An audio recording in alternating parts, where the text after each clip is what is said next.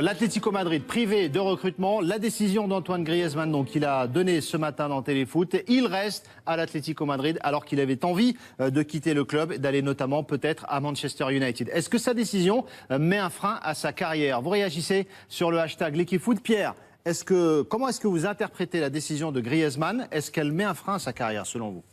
Comment je l'interprète, déjà, je pense que c'est une décision assez honnête. S'il la tient, c'est plutôt loyal, assez beau finalement, parce que de dire je préfère aider mon club qui peut pas recruter, etc. et j'y reste, machin. Après, à voir dans les faits s'il n'y a pas un club qui met quand même une énorme somme, si l'Atlético va pas dire finalement on peut peut-être voir si on peut. En tout cas, ce sera plus de sa responsabilité. Mais voilà, en tout cas, lui, il a fait un choix qui est assez beau. Un frein à sa carrière, je pense pas, parce qu'il est quand même à l'Atlético, c'est un club qui dispute régulièrement des derniers carrés, voire des finales de C1. C'est un club qui se retrouve régulièrement à jouer le haut du panier en Liga. Voilà, maintenant, on se doute bien qu'il va pas y passer toute sa carrière et qu'à un moment ou à un autre, il ira dans un club encore plus grand. Mais franchement, c'est pas déconnant de rester à l'Atlético, une année de Coupe du Monde en plus. Marc, est-ce que c'est un frein à la carrière de Griezmann? Passer à Manchester ou dans un club comme le Real Madrid par exemple, est-ce que c'était pas franchir un cap pour Griezmann? Je ne sais pas. Après, il faut voir ce qui va se passer avec son coach, comment ça va se passer aussi, parce que c'est vrai qu'aujourd'hui, il connaît ce club parfaitement. Il faut voir ce qui va se passer pour les joueurs, parce que certains vont rester ou ne vont pas rester.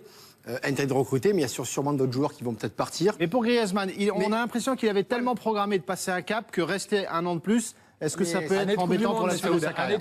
C'est important. La grande différence, elle se fait là. On parle surtout de Manchester, avec Mourinho. Qu'est-ce qui peut se passer avec ce personnage-là? Je ne pense pas qu'il ait de prendre de risques, quoi. Je le vois pas. Il reste dans un contexte qu'il connaît parfaitement. Il y a un système de jeu qui est mis la plupart du temps en place pour lui. Voilà. Donc, après... attendons un peu, parce que si d'un coup il y a une offre gigantesque qui arrive, parce que je pense pas que les clubs vont s'arrêter à dire finalement lui il a dit ça, très bien, on va s'arrêter. Il y a forcément un club qui à un moment va dire j'ai les 100 millions, qu'est-ce que vous faites quoi. Après ça peut être aussi une bonne nouvelle pour Atletico dans le sens où d'autres joueurs peuvent se dire s'il reste, moi je reste, etc. Donc il peut voir cet aspect un peu bénéfique à voir, mais bon. Un joueur qui se sacrifie comme ça, comme Griezmann. Sacrifice. Oui, enfin, il met de côté des ambitions un peu plus élevées pour rester dans son club. C'est non mais élevé de quoi? L'Atlético, ils étaient encore en finale de Ligue des Champions l'année dernière. Ils en ont fait de coup sur coup. C'est pas un club planétaire, l'Atlético Madrid. Vous êtes d'accord? Vous jouez la finale de Ligue des Champions, il vous faut quoi? Par rapport à Manchester United, vous franchissez un cap. Vous êtes d'accord? Moi, je ne suis pas persuadé. En termes d'ascension, de renommée, de tout ce que vous voulez. Non, mais en termes de marketing, peut-être, mais en termes de football, je ne suis pas persuadé que vous franchissez un cap. Aujourd'hui, pour lui, si c'est le Bayern qui vous appelle, et encore, je ne sais pas, si c'est le Real, si c'est le Barça. Donc, voir la Juve, mais après Manchester avec l'entraîneur et comment ça paraît. Et dans la culture foot, c'est un Espagnol. N'oublions pas qu'il a grandi en Espagne. C'est un Espagnol dans la culture foot. Aller jouer en Angleterre, c'est aussi un autre championnat, une autre culture, au-delà même du climat, mais un autre jeu qui lui conviendra pas obligatoirement. C'est pas gagné. Je suis pas persuadé que ça mette en tout cas un frein, pas sûr, et puis surtout une année de Coupe du Monde. Pour moi, c'est plutôt une bonne nouvelle pour lui.